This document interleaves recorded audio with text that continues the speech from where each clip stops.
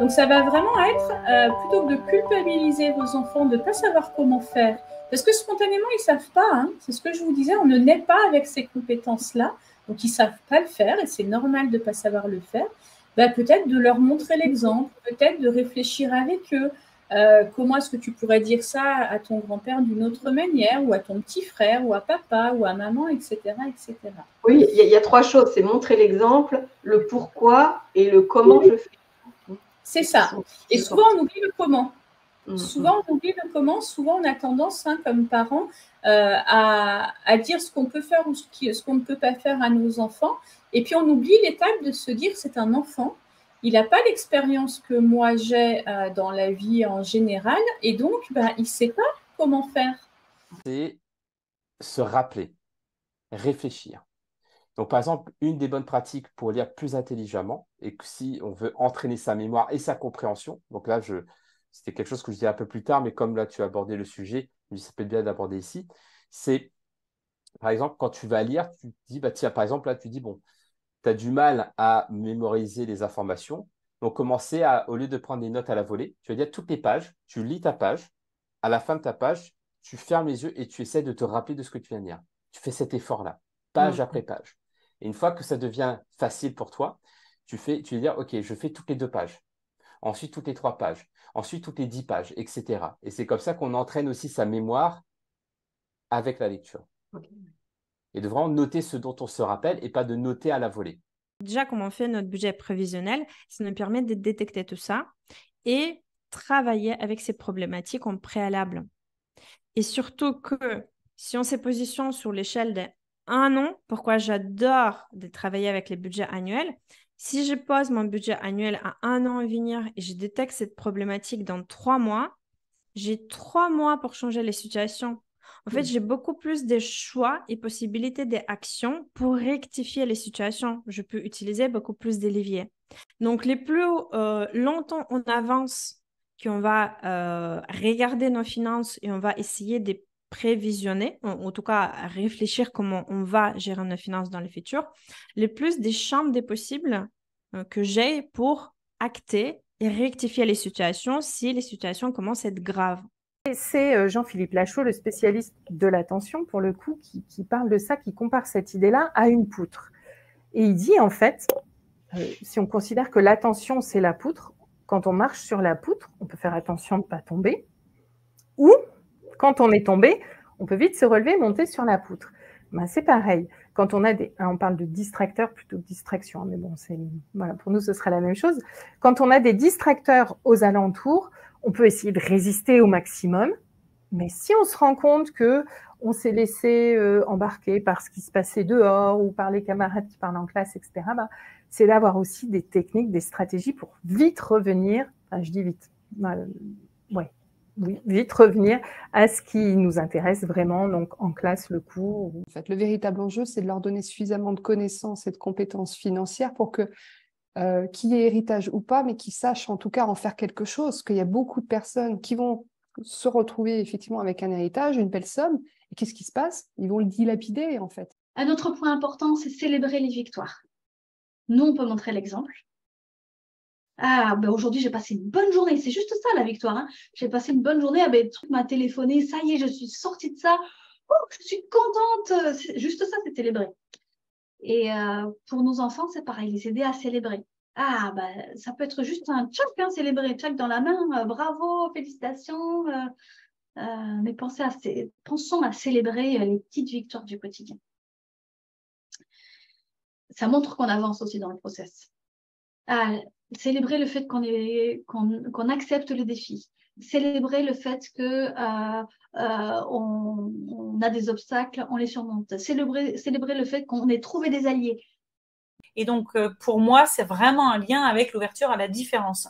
Et je vais te dire déjà une chose qui est intéressante, c'est que dans la démarche d'ouverture à la différence, on progresse. C'est-à-dire qu'aujourd'hui, dans nos écoles, il y a de plus en plus de sensibilisation à, en particulier, ce qu'on appelle la diversité. Mais si tu veux avoir la définition, si tu veux, la diversité, ça parle justement d'une différence qui est concrète. C'est-à-dire que on parle de diversité quand on parle de quelqu'un qui a une autre race, une autre religion, ou alors un handicap, ou tu vois, là, on est dans des critères un petit peu objectifs. Et moi, ce que j'aimerais qu'on développe plus dans les écoles, c'est le fait qu'on est tous différents. Et ça part de là. Et même, j'ai expliqué un peu à ses parents comment elle fonctionnait, et ça a changé dans la dynamique quand le parent a compris certaines choses de ce qu'elle vivait qu'il n'avait jamais compris, en fait. Donc, et ça a créé du lien, du coup. Et c'est vraiment ça. C'est en tant que parent aussi ou enseignant, comment je peux partir sans aucun préjugé. Parce que tu vois, on va souvent, en tant qu'adulte, aller mettre nos projections sur les enfants. Ils me manipulent, ils me testent, Non, c'est nous qui faisons ça en tant qu'adultes. Mais ouais, qui faisons ça en tant qu'adultes parce qu'on n'a pas été aimé, parce qu'on a des blessures, parce qu'on a peur du rejet, parce qu'on a peur d'être abandonné et qu'on a encore ces souffrances en nous. On fait ça avec les autres adultes. On fait même peut-être encore ça avec nos parents.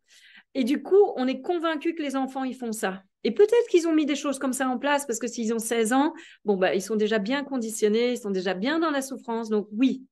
Et donc, d'avoir cette image en tête pour se dire, oh là là, je ne dois pas négliger les signaux de mes émotions et je dois en prendre soin, je dois agir en fonction, c'est un premier point de l'éducation à la santé. À la base, c'est vraiment l'idée d'imiter les écosystèmes parce que la nature est bien faite et fait les choses de façon merveilleuse. Donc, on va vraiment s'inspirer de la nature et on va chercher à créer un écosystème qui est équilibré et autonome, où on ne va pas avoir besoin de beaucoup d'intrants pour faire notre jardin. Donc, on crée aussi, on favorise la biodiversité. Et on comprend en permaculture que tous les éléments sont importants et ont leur place, que ce soit les plantes, les animaux, le sol, l'eau, et tout ça en harmonie. La connaissance de soi, c'est de connaître ses propres besoins.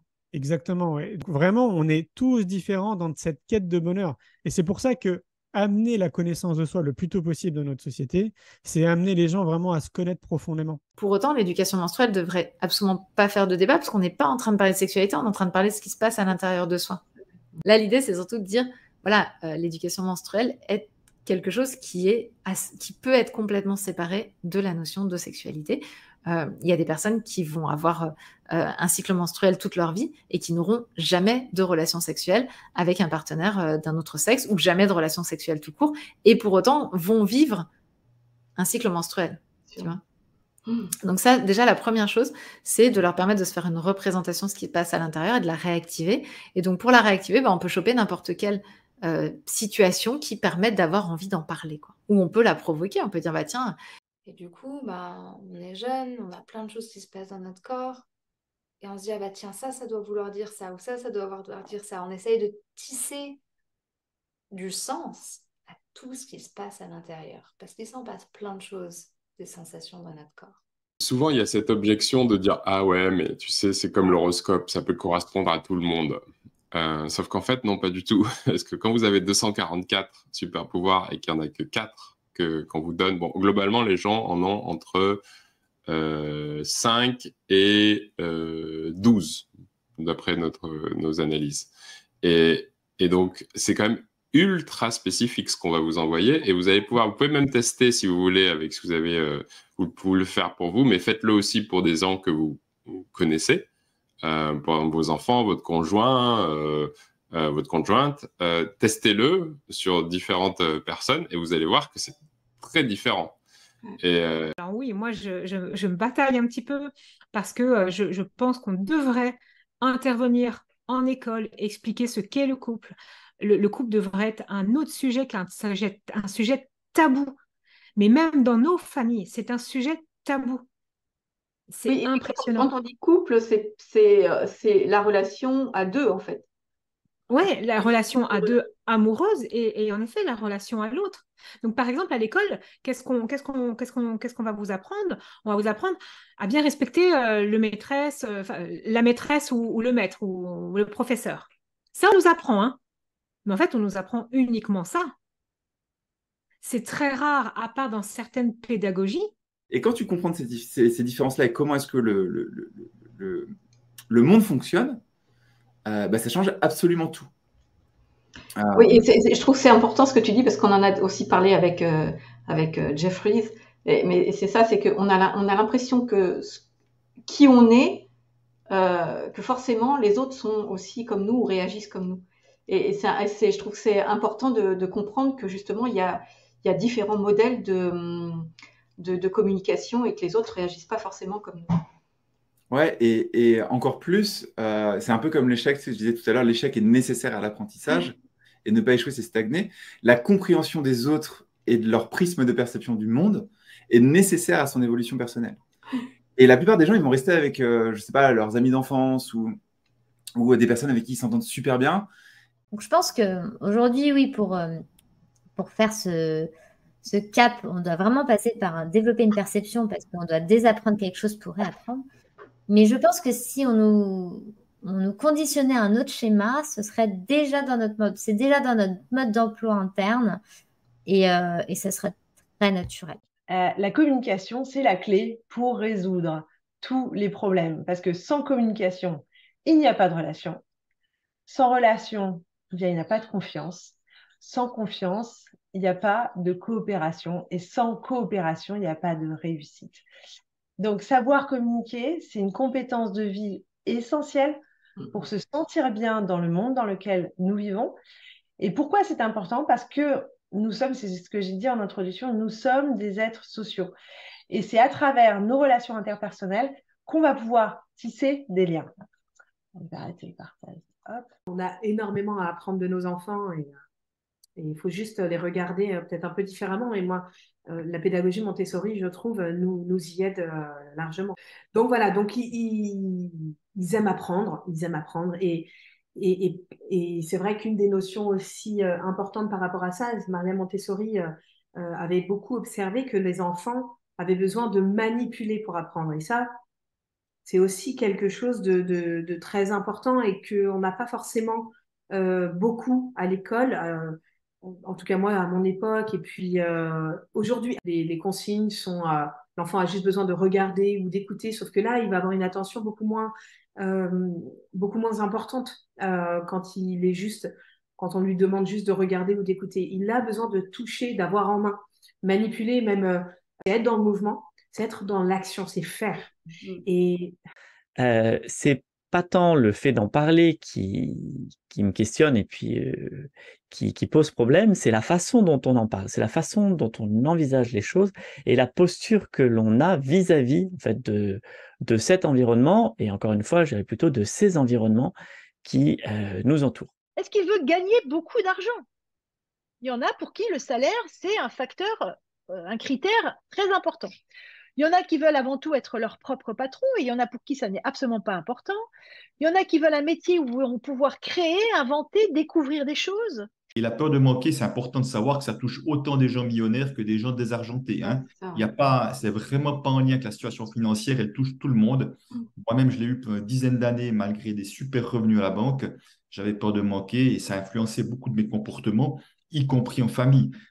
Donc, c'est vraiment s'observer avec honnêteté, se voir comment on fait ses achats, est-ce qu'on s'autorise à se faire plaisir avec son argent ou est-ce qu'on calcule? L'oral est vraiment une dimension importante dans plein de contextes sociaux. Et alors, je me suis posé cette question, pourquoi déteste-t-on l'oral? C'est quoi finalement qui nous fait avoir peur de parler à l'oral? Et bien en fait, parce qu'on est exposé au regard des autres. La peur de l'oral, finalement, c'est beaucoup la peur d'être jugé.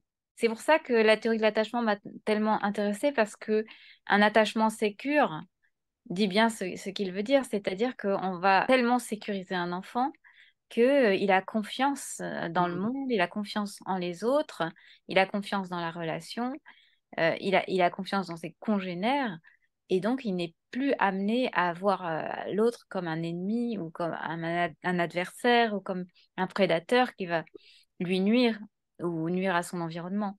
Donc, on suppose que ça, c'est vraiment le mode d'attachement naturel, celui qui devrait primer dans la vie des humains. Et hélas, on va déplorer que nombre d'enfants qui grandissent dans ce monde développent un attachement insécure, en fait. Développer l'autonomie va prendre beaucoup de temps dans la classe. Et là où nous, les profs, on est un peu coincés, c'est que c'est impalpable, ça ne se voit pas. Et parfois, les parents, voire les élèves eux-mêmes, ont l'impression qu'on ne travaille pas à ce moment-là. Et donc, des fois, il va y avoir une source de panique qui va être, ils n'avancent pas dans les cahiers, ils n'ont rien fait. Peut-être remettre l'emphase, parce que vraiment j'y tiens, sur le fait de ne pas se sous-estimer en tant que parent et de prendre la chose à bras-le-corps avec enthousiasme, en fait. Avec enthousiasme et qu'on peut enseigner de grandes choses on peut enseigner de grandes choses sans être enseignant. Et en fait, c'est même pas ça. C'est-à-dire que on est l'enseignant numéro 1, en fait, de notre enfant. Et d'avoir vraiment ça en tête, y compris dans les difficultés qu'on rencontre, tu sais, parfois quand on crie, quand on se fâche, etc., on se dit « Ah, c'est nul », etc. En effet, oui, c'est pas l'idéal de montrer ça à notre enfant parce qu'on est l'enseignant numéro 1 de notre enfant, qu'on le veuille ou non. Donc, de prendre soin de nous d'abord pour pouvoir être et inspirer, en fait, notre enfant être, tu sais, l'éclaireur sur le chemin et être modélisant quelque part, ce qui ne veut pas dire être parfait, je place juste ça au passage, ce qui ne veut pas dire être parfait.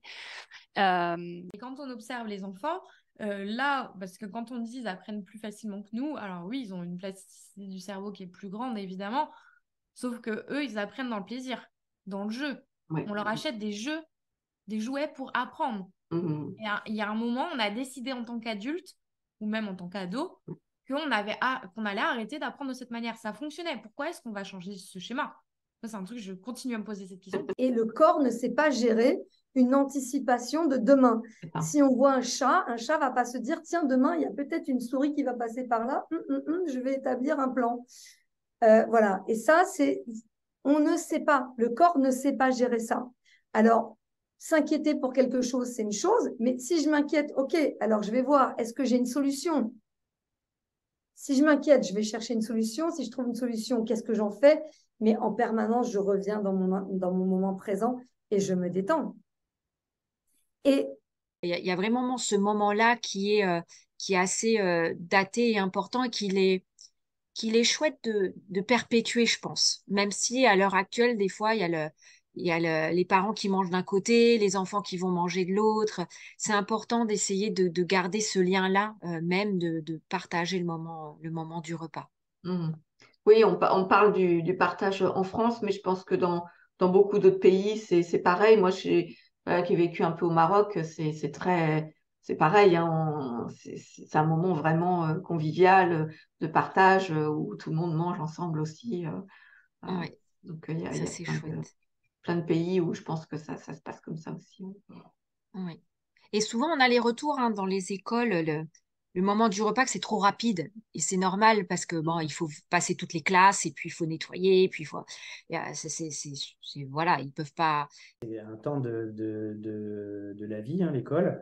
Et on peut se faire des choses en dehors de l'école aussi qui nourrissent ses désirs futurs. Il ne faut pas hésiter à discuter avec des entrepreneurs et des entrepreneuses pour savoir, faut toujours s'inspirer des autres en fait. On réinvente jamais rien, donc il faut s'ouvrir, se cultiver. Et cette culture, elle peut se faire tout à fait soit sur les bancs de l'école, soit en dehors de l'école. Et là, il y a... Mais tu vois qu'autour de toi, tu n'as pas de gens qui sont entrepreneurs. Tu ne te poses pas de questions, en fait. Tu ne sais pas trop ce que c'est qu'être entrepreneur, quoi. C'est vrai, mais aujourd'hui, on est quand même sur une ouverture, je trouve, du monde de l'entreprise. Je vous invite vraiment à ne pas craindre d'être rejeté ou d'être seul parce que c'est votre petit bout d'humanité dont le monde entier va tomber amoureux. C'est vraiment notre authenticité à chacun et chacune qui fait notre force et c'est ça la clé pour nous réinventer sans nous épuiser. Et aller chercher cette authenticité, c'est vraiment être à l'écoute de cette intelligence spirituelle.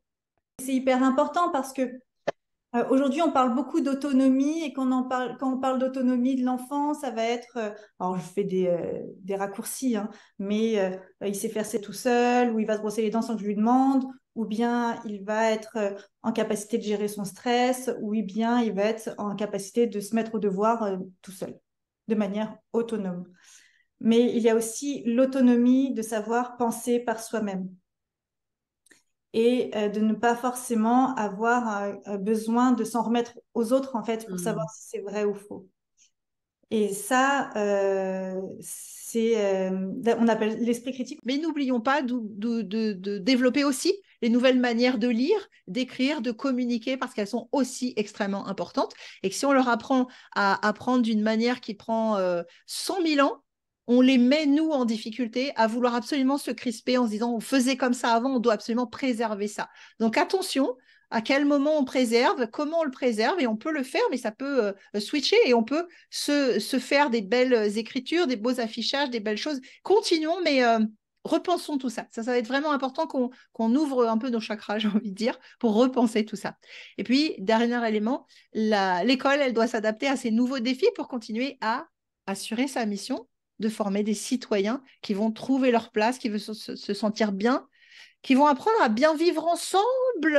Ce qui est intéressant quand on a cette réflexion en tête, c'est de se dire, OK, si maintenant je comprends que l'école est là pour nous faire acquérir des savoirs, elle est là pour nous permettre de vivre en société sans se poignarder dans la rue dès qu'il y a un truc qui ne va pas, donc avec différentes valeurs qu'on accepte ou qu'on n'accepte pas, mais qui vont être les valeurs d'une société, quoi, de la République, on peut passer à autre chose et se dire, OK, pour mon bien-être individuel, pour mon développement personnel, eh bien, c'est moi qui le contrôle. Alors, parfois, on est né dans une famille qui nous aide là-dessus, et parfois, on n'est pas né dans une famille qui nous aide là-dessus, ça a été mon cas, et on va le faire tout seul. Et ce qui est intéressant, c'est qu'il y a une espèce de prise d'autonomie et de responsabilité vis-à-vis de ça, et on arrive à ce que j'avais écrit, du coup, en février 2012, à ce fameux article « Pourquoi le développement personnel devrait-il être enseigné à l'école ?» que si je devais réécrire aujourd'hui, je renommerais à tout ce que j'aurais aimé apprendre à l'école, mais que je n'apprendrai jamais, puisque ce n'est pas sa mission. C'est ça. Et j'aime bien cette approche aussi d'apprendre la respiration à nos enfants, quoi, de conscientiser en tout cas cette respiration et apprendre les techniques de respiration pour calmer les émotions, pour se déstresser. Il y a plein de choses qui rentrent en compte autour de la respiration. C'est un outil magique, hein, et on l'a toujours sur soi. Donc, tu vois, à force d'aller chercher des solutions à l'extérieur, à droite, à gauche, parfois on se perd. La respiration, c'est quand même extraordinaire parce que c'est l'atout par excellence pour gérer plein de choses et on l'a toujours sur soi. Ouais. En fait, on a chacun cette responsabilité citoyenne, tu vois, de prendre soin de nous déjà en priorité pour impacter le monde en fait autour de nous, quoi. Et ça, c'est une vraie responsabilité citoyenne et chacun peut le faire à son niveau, avec ses compétences, là où il en est, s'il a une famille ou pas, s'il est célibataire, en couple et tout, etc. Vraiment, tout le monde peut le faire. C'est juste que, comme on ne nous l'a pas appris, ça nécessite de sortir de sa zone de confort, de remettre en place des nouvelles habitudes. Et on sait que ce n'est pas simple de mettre en place des nouvelles habitudes. Donc forcément, c'est pas confortable, en fait, si tu veux, quoi. Ça le serait si c'était vraiment une habitude de vie pour tout à chacun. Mais remettre en place des nouvelles habitudes pour tendre vers la meilleure version de soi-même, ça nécessite des efforts, du temps, de l'énergie.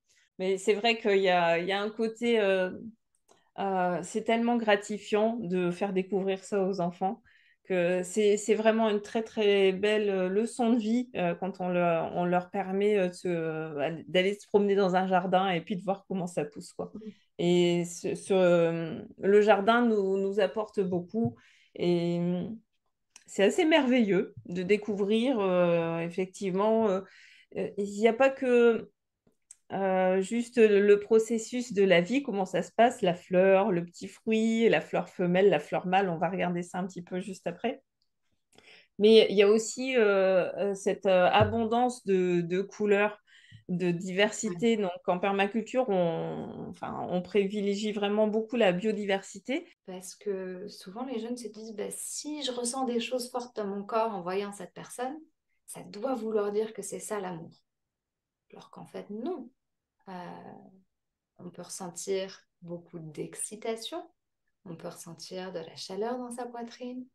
Ça peut vouloir dire, ok, l'excitation, ça peut vouloir dire que l'autre personne nous plaît, ça peut vouloir dire qu'on a juste plein d'hormones en ce moment et que cette personne convient à activer ça à l'intérieur de nous. De la chaleur dans son cœur, ça peut vouloir juste dire qu'on se sent respecté avec l'autre, on se sent bien. L'amour, c'est quelque chose qui se tisse, qui se construit. Et donc, qu'est-ce que ça veut dire, ça, mon enfant est miroir de moi? Ça ne veut pas dire que tout ce que mon enfant fait, c'est nécessairement en moi. Ça veut dire que à chaque fois, mon enfant ou de nouveau mes élèves, hein, à chaque fois que je suis énervée par rapport à quelque chose, que je suis touchée, triste, sensible à quoi que ce soit, c'est intéressant d'aller regarder comment ça me ramène à mon histoire, à moi. Qu'est-ce que ça vient chercher chez moi, ça? Ben écoute, le mot richesse, on peut le voir sous certains aspects. On peut le voir sous un aspect uniquement financier, comme le mot abondance. Moi, je parle plus d'abondance que de richesse, personnellement. Et si tu veux, on peut le voir sous un angle plus large. D'avoir une vie riche ou d'avoir une vie abondante, ça ressemblerait à quoi? Et pour moi, dans la richesse, tu vois, souvent dans mes ateliers, j'invite les personnes à aller voir leurs richesses intérieures. Ça paraît important aussi, parce qu'il y a les richesses matérielles, mais il y a les richesses immatérielles. Et pour moi, les deux existent. Tu vois, quand on a une relation riche avec quelqu'un, c'est rarement qu'on se fait des grosses bouffes très chères au restaurant. C'est pas ça qu'on est en train de dire quand on parle de ça. Toujours, je fais ce geste-là parce que c'est vraiment ça, la concentration, c'est vraiment apaiser toutes ces informations qui arrivent au cerveau, quoi, et lui dire, c'est sur celle-là. Hein, c'était la définition que j'avais donnée au départ, c'est sur celle-là que je voudrais que tu te concentres, que tu te focalises, voilà, que tu te focalises ici et maintenant, c'est sur ces informations-là. Et ça habitue vraiment le cerveau. La pédagogie Montessori, c'est une pédagogie qui a été élaborée par Maria Montessori, donc il y a un siècle de ça, qui est toujours d'actualité, puisque Maria Montessori était une médecin, et donc elle a observé scientifiquement les enfants, et elle en a tiré les grandes lois naturelles de l'enfant, de son développement. Notre constat que voilà, nous on sait et les parents doivent avoir à l'esprit, c'est que les carrières linéaires, c'est fini. Et ça, souvent, je le répète à mes élèves quand ils viennent me voir pour un bilan d'orientation. Une des phrases qu'ils répètent souvent, c'est « j'ai peur de faire le mauvais choix » ou « il faut que je fasse le bon choix ». Aujourd'hui, une des particularité de la nouvelle génération, c'est que, et puis même avec nous, ça a commencé, c'est qu'on se forme continuellement. Le constat en fait, qui est fait à l'origine de la permaculture, qui date de plus d'une cinquantaine d'années, hein. Ce n'est pas un constat qui est récent, hein.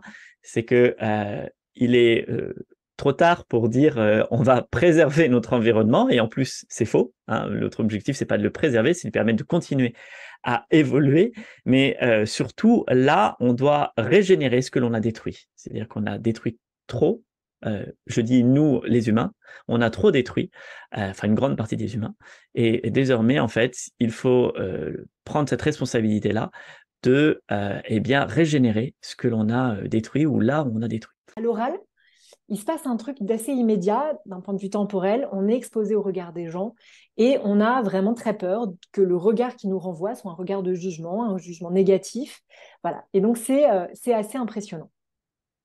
Ce que ça veut dire, c'est qu'à contrario, apprendre à parler en public, apprendre à bien s'exprimer à l'oral, c'est une très grande force. Hein, on a parlé du handicap que ça peut représenter dans plein de sphères de la vie. À contrario, être à l'aise avec ça, l'apprendre, ça débloque plein de choses, ça déverrouille plein de soucis. Ça veut dire accepter le regard des autres. Ça veut dire oser s'exprimer, assumer ses propos, les défendre. Et puis finalement, c'est un peu s'exposer, c'est un peu donner un petit bout de soi. C'est une petite prise de risque de parler en public, et ça, c'est de s'exprimer à l'oral. Il faut accepter de se mettre en avant et de donner un petit bout de soi. L'éducation financière, même si on en a plus ou moins parlé, mais c'est développer en fait des connaissances et des compétences financières pour nous aider ensuite petit à petit à prendre des décisions financières, comme je l'ai dit, en connaissance de cause. Ça va nous aider aussi derrière, comme je l'ai indiqué aussi, à transmettre un héritage à nos enfants en termes d'éducation financière, maximiser leurs chances pour eux. Nous, en tant qu'adultes, évidemment, plus on va être au clair avec nos dépenses, nos revenus, savoir épargner, savoir investir, pour nous, ça va être financer nos rêves, en fait. Commencez déjà à constituer votre première épargne de sécurité, c'est déjà très, très bien. Et votre futur vous-même va vous dire merci, même pour ces 30-40 euros, s'ils arrivent en pépin et il faut financer, par exemple, je ne sais pas, un achat de nouvelles pièces pour une voiture. Donc, le but, c'est prévisionner tout ça et pas à la fin des mois, mais vraiment dès le début du mois, on commence à poser les fondations solides et saines pour nos finances. Et c'est ça aussi qui est important à retenir, c'est que le cerveau est capable, en fait. C'est juste qu'on ne l'a pas appris. Donc oui, ça peut paraître bluffant de lire rapidement, etc. Mais tout le monde le peut, en fait. Tout le monde a un cerveau et tout le monde est capable de faire ça à partir du moment où on adopte les bonnes pratiques et qu'on s'entraîne. Ouais, c'est ça. Donc maintenant, quelles sont les bonnes pratiques? C'est ça, c'est que l'entraînement, ça, ce serait vraiment un truc qui serait vraiment super important à l'école, de s'entraîner sur des choses comme ça, quoi. Mais en fait, quand elles sont créées dans l'enfance, elles forment aussi la base de toutes les interactions futures. Et que ça soit donc en effet, alors du couple, mais aussi en amitié et dans le monde professionnel. Bien sûr. Dans toute relation, en fait. Dans toute relation. Et même finalement, même dans la relation familiale, hein, tout simplement, hein, avec nos parents. Et donc, ce qu'il faut comprendre, c'est que l'éducation relationnelle permet aussi aux enfants, donc à nous-mêmes, c'est-à-dire que si nous-mêmes, nous, en tant que parents, on retravaille là aujourd'hui grâce à ce sommet, notre éducation relationnelle, mais ça permet quoi? Ça permet de comprendre nos émotions, de gérer le stress et de communiquer efficacement. Et je vais vraiment utiliser le mot efficacement. Parce que ça va être hyper important dans le triangle de Karpman. Tu vois, je pense à l'intelligence interpersonnelle. Oui. Bien sûr que c'est travailler les heures de vie de classe, la relation, ça peut être fait en heures de vie de classe, la relation avec les autres, comment on interagit les uns avec les autres. Tu vois, je pense à la communication. Comment est-ce qu'on communique? Comment est-ce que j'aurais pu mieux communiquer avec mon camarade pour que ça ne parte pas en cacahuète? Ouais. Il y a des choses comme ça à côté desquelles l'école passe ou pas, selon l'enseignant, selon le temps qui reste. Et il y a une chose qui peut être faite, qui dépend que de nous, c'est de nous en occuper, nous, parce que ça, on peut le faire. Et je trouve que c'est intéressant pour tout le monde. Le premier lieu de socialisation de votre enfant, c'est dans votre vie de famille. Moi, tu sais, j'aime bien appeler ça le laboratoire familial, parce que je trouve que c'est le lieu d'expérimentation par excellence, la famille. Comment, au sein même de la vie de famille, je transmets à mon enfant le fait que la manière d'interagir avec papa est différente de celle d'interagir avec maman, était encore différente d'avec le petit frère ou d'avec la grande sœur. Déjà là, dans ce cadre familial, on peut transmettre un paquet de compétences à nos enfants et leur faire vivre justement par expérimentation les normes, leur transmettre les normes et les valeurs de la famille. C'est le premier endroit où l'enfant fait ses premiers apprentissages en termes d'interaction sociale. Parce que sans le phénomène qui est le cycle menstruel, il n'y a pas un seul être humain qui serait sur cette terre. Donc déjà qu'on ait tous et toutes conscience que ce phénomène est à l'origine de nos vies est quelque chose d'essentiel. C'est-à-dire que si aujourd'hui, vous vous mettez à apprendre, et en plus une langue, c'est la meilleure manière d'éviter le vieillissement de votre cerveau, parce que vous le mettez en mode actif, et ça permet justement de créer des chemins neuronaux, de fluidifier la plasticité, enfin, de créer plus de plasticité dans votre cerveau. Et en fait, elle est rentrée dans le programme, et au bout de quelques semaines, elle m'a dit, mais en fait, je me rends compte que j'ai de la mémoire, que la manière dont j'apprenais allait à l'encontre de mon fonctionnement. Donc, à 60 ans, je découvre que j'ai de la mémoire, donc merci. Il y a beaucoup de femmes qui se sentent changées quand elles commencent à maîtriser, à avoir cette capacité parce qu'elles gagnent en empowerment. Enfin, c'est quand même, on se sent quand même très vulnérable quand on a nos règles, qu'il faut se cacher, mettre son tampon, qu'on a peur que ça coule, qu'on est gêné toute la journée et qu'en plus c'est debout, tu peux pas en parler et puis en plus t'as mal. Et là, en fait, il y a comme un truc qui lâche. Il n'y a plus cette dépendance à l'extérieur parce que tu te gères toute seule. Et vraiment, les femmes témoignent d'une meilleure estime d'elles-mêmes et de plus de confiance en elles. Donc, il y a vraiment, ça touche à plein de dimensions, en fait. Ça, c'est top. Et du coup, au sein de l'école, comment ça pourrait être amené? Yes. Alors, pour moi, quand tu m'as posé la question, qu'est-ce qu'on n'apprend pas à l'école? Moi, la première chose qui m'est venue, c'est on ne nous apprend pas à avoir une vision holistique de nous-mêmes. Alors, on essaye quand même, parce que on va avoir différentes matières, on va avoir du mental, du physique. Mais pour moi, pour avoir une vraie vision holistique, il y a 3 points. Il y a, on dit en anglais, un mind, body, soul. donc le corps, la tête et l'esprit, on va dire.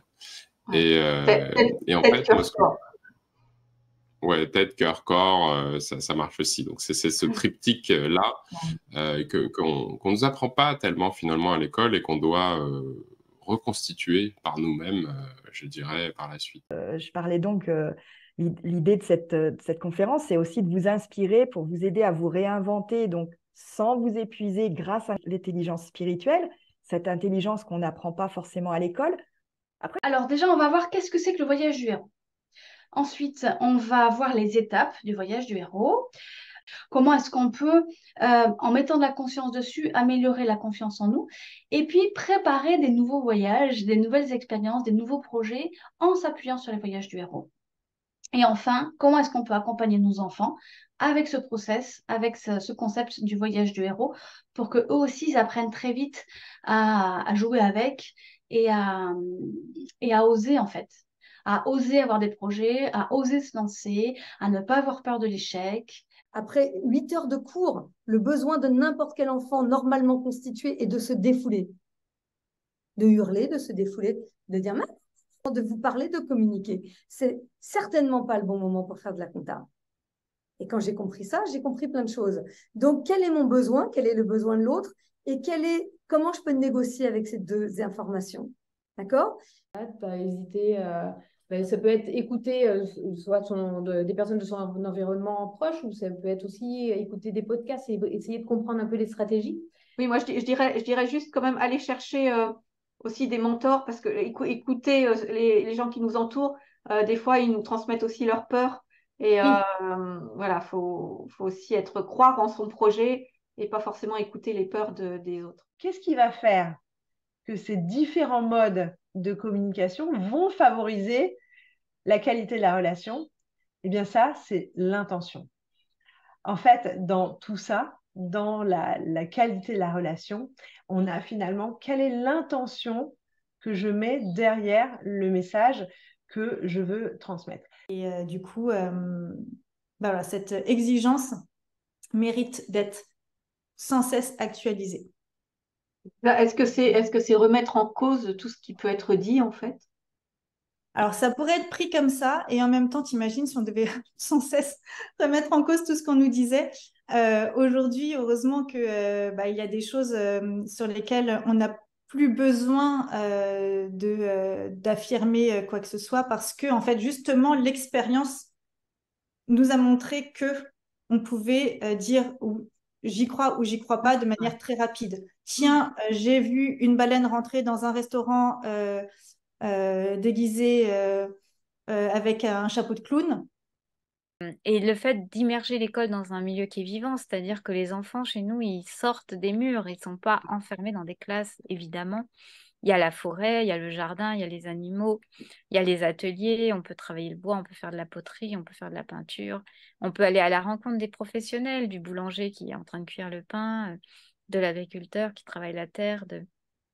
Voilà, on est invité à trouver l'enthousiasme d'apprendre dans le vivant de tout ce que le monde offre. Il y a aussi des enfants qui partent en voyage, puis qui reviennent à l'école ensuite.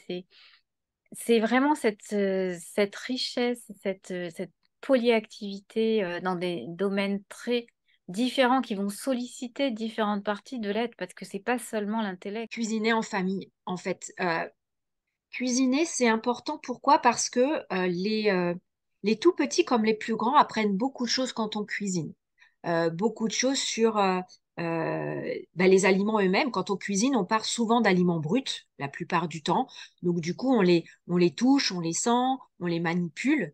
Et ça, c'est quelque chose qu'on ne fait pas forcément à l'école, même si des fois, il y a des petits cours de cuisine. Souvent, à l'école, je trouve que c'est beaucoup, je travaille beaucoup avec les écoles et c'est souvent plus ce que transmettent les professeurs, on pâtisse. C'est-à-dire qu'on va faire un petit gâteau, on va faire des crêpes pour les vendre, pour gagner de l'argent, pour faire une sortie ou autre.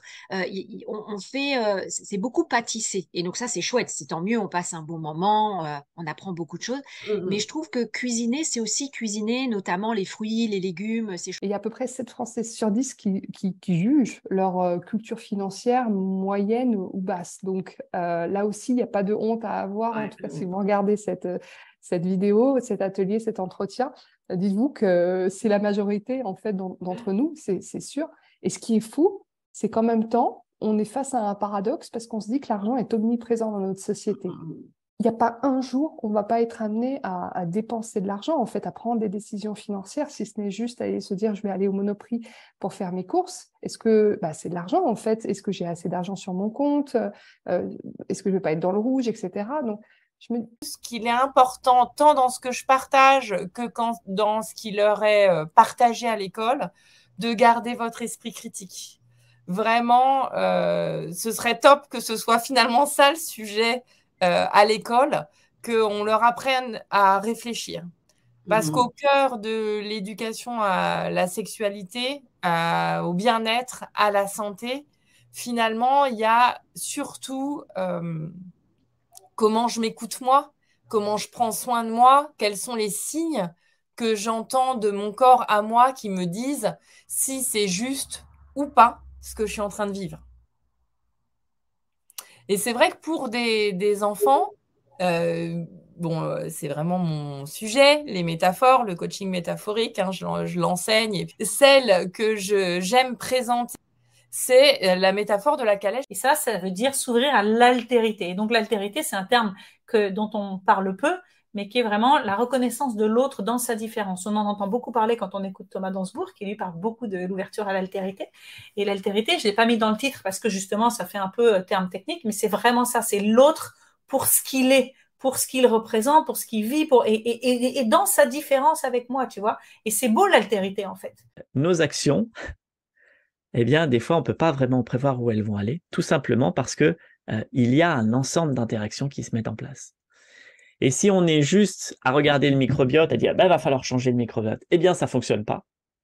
Si on est juste à vouloir changer le comportement de la personne, eh bien, ça ne fonctionne pas. Si on est juste à lui dire « il faut juste changer son assiette », eh bien, ça ne fonctionne pas. C'est-à-dire que, ou changer l'état d'esprit dans lequel elle est, ça ne fonctionne pas. Si on ne fait qu'une de ces actions-là et qu'on ne prend pas, en fait, la personne dans sa globalité, qu'on ne prend pas en compte le fait que c'est un système complexe, eh bien, ça ne fonctionne pas. C'est ça qui est fascinant, c'est qu'on ne peut envisager la vie qu'en prenant en compte toutes ces dimensions complexes dans lesquelles elle évolue. Parce que cette socialisation, elle ne peut se vivre que par l'expérience. C'est pas un truc qu'on va apprendre par cœur comme une leçon d'histoire, tu vois, et puis qu'on va dire, ok, j'ai compris que ça et ça, on c'est d'accord, et puis ça et ça, c'est pas d'accord. Ça peut pas s'apprendre comme ça, parce que les interactions sociales, c'est beaucoup plus subtil que ça. Et aujourd'hui, encore une fois, beaucoup d'adultes n'ont pas cette représentation, n'ont pas la capacité à se regarder dans le miroir. Pour moi, je le dis, ça a été quelque chose de difficile. La toute première fois qu'on m'a dit, tu vas aller regarder ta vue dans un miroir, je fais, ah non, c'est pas du tout l'endroit que j'ai envie d'aller regarder dans un miroir. Et en fait, c'est intéressant, c'est de se dire, finalement, dès lors qu'on ne s'en fait pas de représentation, ça va être compliqué de l'appréhender et de comprendre ce qui va se passer derrière.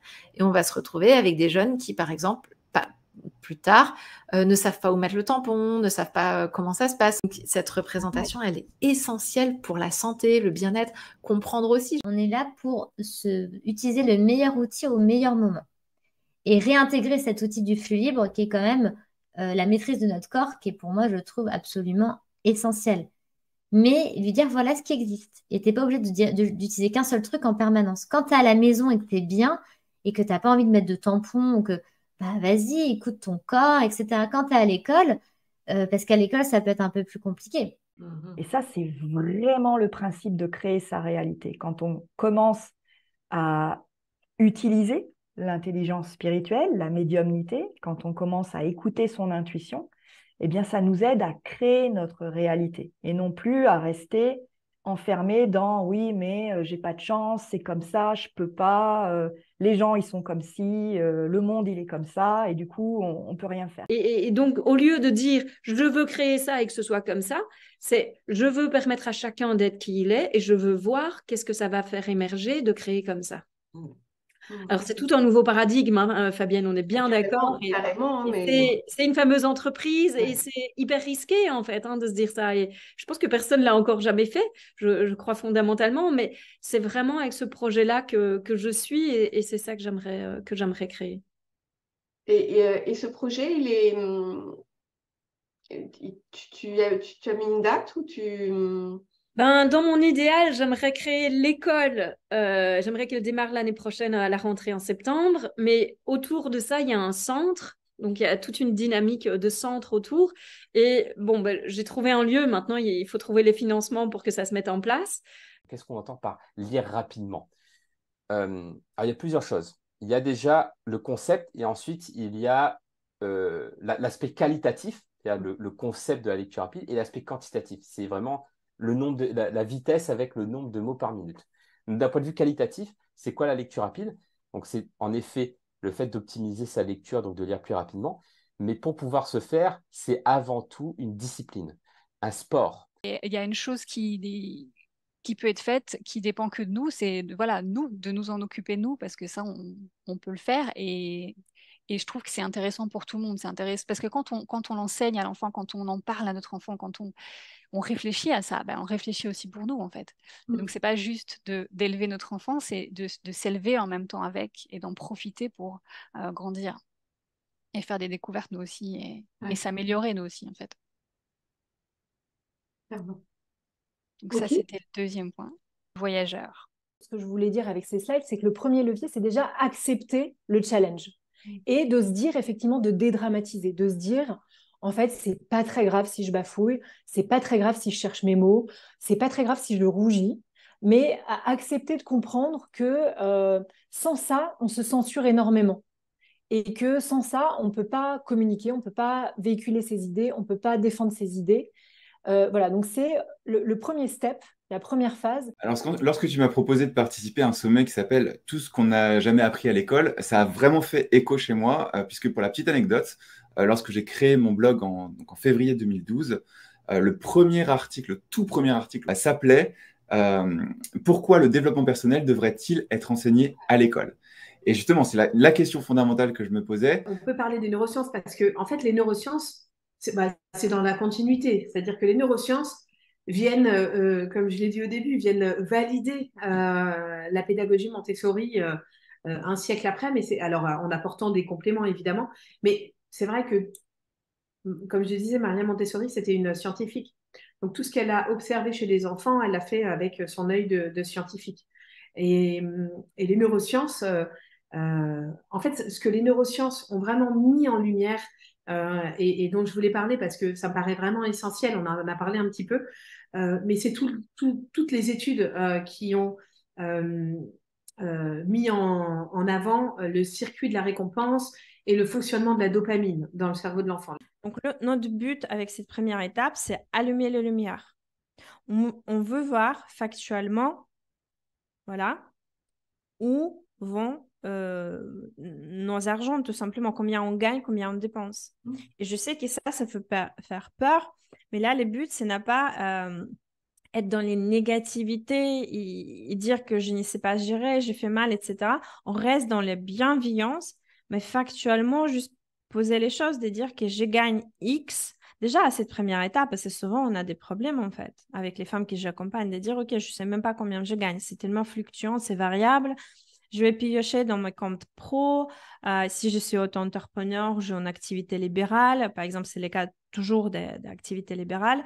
Je vais faire les transferts depuis les comptes pro. Peut-être après, je vais épargner, etc. Déjà, dès les premières étapes, on va voir que c'est un peu les bazars. D'après mon beau-père, à l'école, on devrait apprendre à lire, à écrire et à compter. D'après mon fils, l'école, elle devrait nous apprendre tout ce qui est utile dans la vie de tous les jours. D'après ma voisine, l'école devrait préparer nos enfants à s'adapter au monde de demain qui est en constante évolution. C'est vrai ça alors?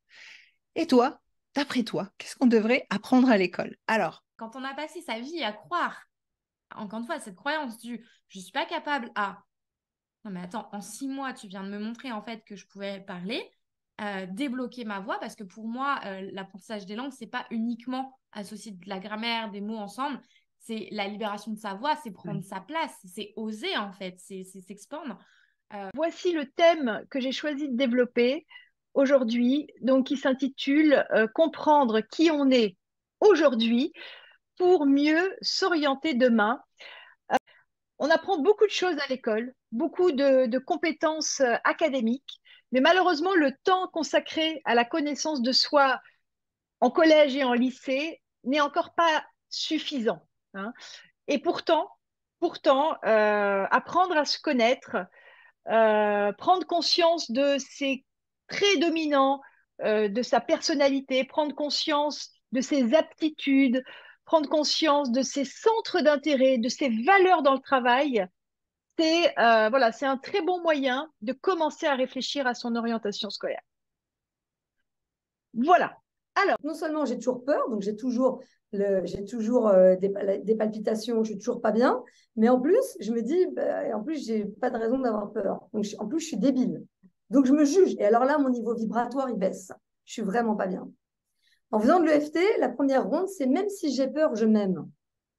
Donc, même si je reconnais que, oui, d'accord, je devrais peut-être pas avoir peur. OK. Même si j'ai peur d'avoir mal chez le dentiste, je m'aime. Donc, rien qu'en faisant cette première ronde, en tapotant avec les points, soit de la ronde simplifiée, soit de toute la ronde des points, on verra tout à l'heure, mais voilà. C'est vraiment une dynamique malsaine dans la relation. Et aussi, ça limite notre propre croissance personnelle et émotionnelle. Donc, les enfants qui grandissent en rentrant dans ces rôles, ils vont trouver difficile aussi de s'engager dans des relations équilibrées et saines à l'âge adulte. Sauf que non, en fait, c'est que vous allez avoir besoin de parler le plus vite possible et de manière imparfaite et accepter cette partie. Parce que tout ce que vous faites, que ce soit apprendre l'anglais, apprendre l'espagnol, une autre langue, ou jouer de la musique, ou apprendre une nouvelle compétence, avoir un nouveau travail, les premiers jours, vous serez le plus nul que vous serez les jours qui suivront. Et c'est normal. Nul, je reprends les termes que j'entends tous les jours. Et parce que moi aussi, je me suis sentie comme ça au début. Sauf qu'on ne sait pas comment le faire dès qu'on sort de l'école. Et aujourd'hui, c'est bien le problème des adultes, c'est que on veut se remettre à l'anglais. Déjà, on a souvent cette sensation du mauvais souvenir de l'école. Je ne sais pas si ça vous parle, en tout cas. Mais du coup, on a du mal à s'y remettre et on se dit « Ah, mais j'ai pas envie. » Et on ne sait pas comment s'y prendre, en fait. Et en fait, on se rend compte que ces schémas, ce schéma narratif, en fait, il s'applique aussi à notre propre histoire personnelle. Nous aussi, on a des dragons à combattre, on a des obstacles, on a des aides, on a des révélations, des apprentissages. Et à chaque fin de voyage du héros, on se rend compte qu'on grandit. Est-ce que ces choses-là, je sais bien les gérer ou pas? Et du coup, de trouver plus rapidement, finalement, son alignement personnel. Parce que moi, je crois que finalement, c'est hyper important de s'aligner avec qui on est. On n'est pas tous faits pour faire la même chose ici. Certains vont être faits pour être des leaders et emmener le monde vers l'avant, et d'autres vont être là pour juste avoir l'harmonie du groupe. Et c'est tout aussi important. C'est vrai, mais aujourd'hui, on est quand même sur une ouverture, je trouve, du monde de l'entreprise plus large, qui a 25 ans, ou même qu'en 2002, où clairement, mes parents, ils se demandaient où on allait. Je ne sais pas s'ils comprennent aujourd'hui, mais ce n'est plus le problème. Mais il y avait une culture du salariat, qu'on allait avoir un emploi à vie, etc. Tout ça, ça a volé en éclats en 20 ans. Donc aujourd'hui, on sait qu'on va avoir plusieurs carrières. On sait que donc c'est normal de pouvoir faire un premier choix, puis un deuxième, puis un troisième, et que la vie, c'est ça, et ça apporte une richesse, et que ce n'est pas un problème de parcours. Donc, et qu'il y a beaucoup plus de freelance, il y a beaucoup plus d'auto-entrepreneurs. On a facilité l'accès à l'entreprise. Oui, l'auto-entreprise a facilité quand même. Il faut la développer. L'accès à l'entreprise, je le trouve assez facile aujourd'hui. Et ça, c'est énorme parce que ça peut vraiment changer la donne des interactions des humains entre eux, mais que ce soit à l'échelle individuelle ou à l'échelle collective. Ok, c'est ce qu'on appelle effectivement tous grandir ensemble, s'aider les uns les autres. Parce que très souvent, quand un enfant a un comportement qui est inapproprié et que donc il fait quelque chose à l'autre qui est pas chouette, on lui dit, ça te plairait, toi, qu'on te fasse ça? Et en fait, majoritairement, effectivement, on est sensible aux mêmes choses. C'est-à-dire que personne n'aime qu'on le pousse, par exemple, et donc ça te plairait, toi, qu'on te pousse. Non. Mais ce qui est intéressant, c'est de se dire que, en fait, il y a des cas où la personne qui l'a fait, effectivement, ça la dérangerait pas. Par exemple, il y en a un qui est plus sensible à telle blague, et que le gars qui l'a faite, bon, ça va, c'est qu'une blague, il n'a pas besoin de s'énerver comme ça. Lui, ça lui ferait effectivement rien d'avoir cette blague-là, peut-être. Ouais, tu vois. Et donc, la question de ça te plairait, toi, bah, en soi, elle sous-entend qu'on est tous pareils et que donc ça ne te plairait pas à toi, bah, ça ne lui plairait pas à lui. Mais si ça te plaît à toi, c'est OK pour lui. Et donc, c'est comme ça qu'on ne se comprend pas. Ça te plairait, toi? Bah oui, moi, ça ne me gênerait pas. La question, c'est est-ce que ça lui plaît à lui? Est-ce que tu vois que ça ne lui plaît pas? Parce que du coup, que ça te plaise ou pas à toi, peu importe en fait.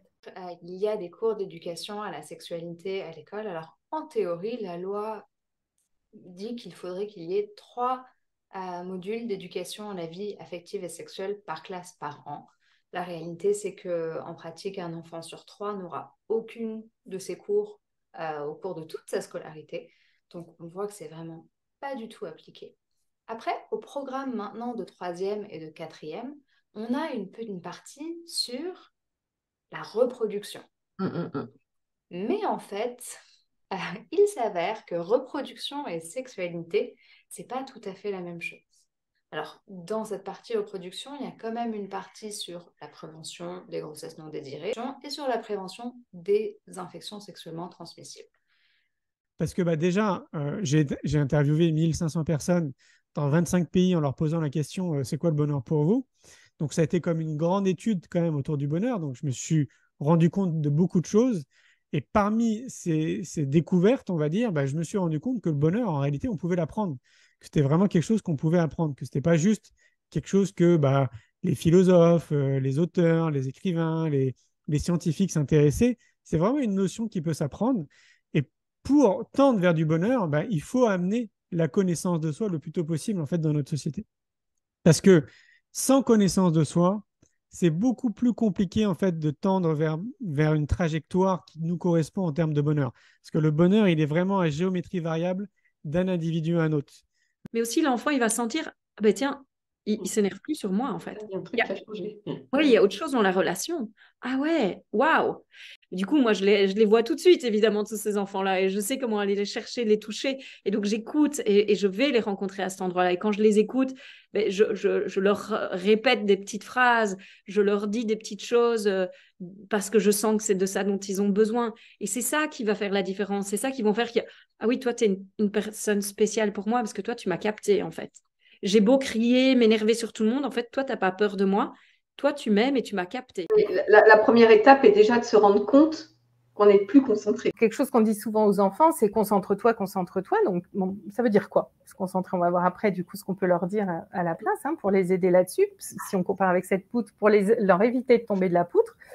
Et une fois qu'ils sont tombés, voilà, si votre enfant il est en train d'apprendre un sport, à marcher sur une poutre, on ne peut pas lui dire « Oh, mais tu es tout le temps en train de tomber, mais si, oh, mais ça, là, pour la concentration, c'est pareil. » Lui dire « Ok, tu as vu, là, tu t'es déconcentré, allez vite, on se remet sur la poutre, on se remet en self, on utilise l'image qui nous parle, mais vite, on se reconcentre et c'est pas grave, ça arrive. » Ce qui peut faire du bonheur, c'est l'utilisation de l'argent, mais jamais l'argent tout seul.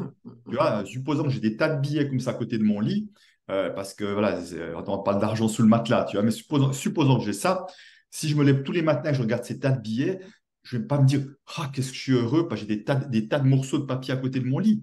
Ce n'est pas ça qui me rendra heureux. Ce qui me rendra heureux, c'est l'utilisation que j'en fais potentiellement. Se former, mais c'est ce qu'on disait sur tes autres sommets sur la parentalité. Et d'ailleurs, tes sommets, ils servent un peu à ça. C'est vraiment l'école des parents. Ça devrait faire partie des fondamentaux, quoi. Comment je considère mon enfant qui va pas bien, comment je l'accompagne dans la santé, comment je l'accompagne dans le sommeil, comment j'accompagne les premiers soins.